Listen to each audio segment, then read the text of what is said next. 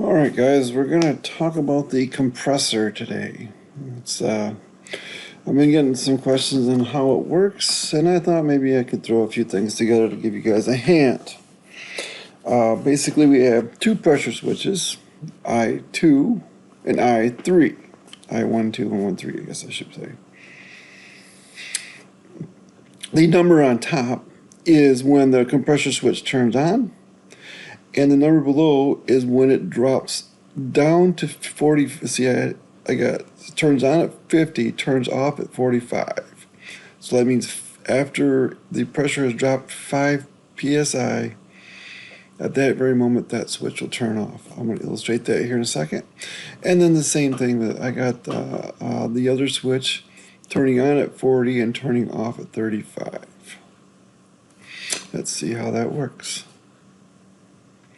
I think I've downloaded it. I'm going to switch this to start. Maybe I did not download this.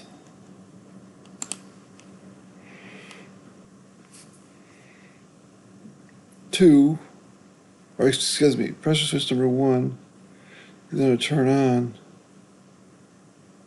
Oh, maybe I got too much flow. I can't get this stupid thing to work.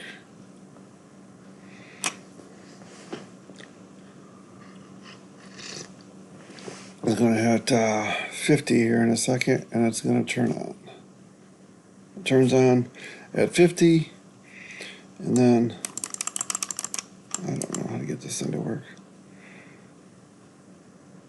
You'll watch it now. It's going to drop below 45, and this one's going to drop out. I'm going to go ahead and stop the compressor so it happens faster.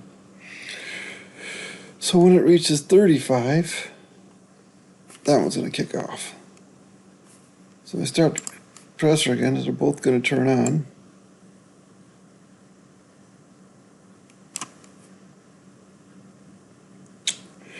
You will see the first one's going to turn off at 40. This one's going to turn off at 50. That's pretty much it. I didn't include all the lights and stuff in this exercise. I was just kind of giving you guys a kind of a quick rundown on how to make this work. Couple of challenges is getting it to flip from one to the other. That's something I'm hoping you guys can figure out. If you get stuck on it, send me a message. I'll see what I can do to help you out. But it should be pretty clear. I hope it's just basically once one's completed, then you flip it to the other one, and then when that's reached 50, you trigger the next one. It just kind of goes back and forth, kind of like a volley. Every time it hits 50, they both turn off. It switches. This is the way it's designed. So I hope that works out for you. Should be a fairly simple program. Shouldn't be a whole lot of work to it.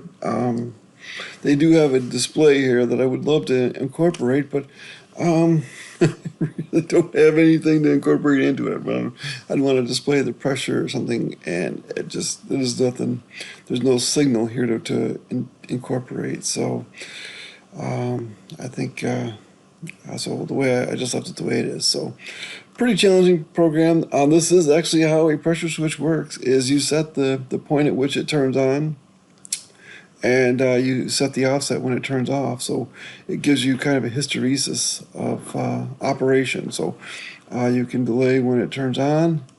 You set where it turns on, and then you can delay when it turns off. So that way you can control when the motor's not clicking on and off every time it drops, like the pressure state, it drops down to 49.5 or something, and then the compressor turns back on, and then it drops down to 49, back and forth. It'd be a really rapid on off.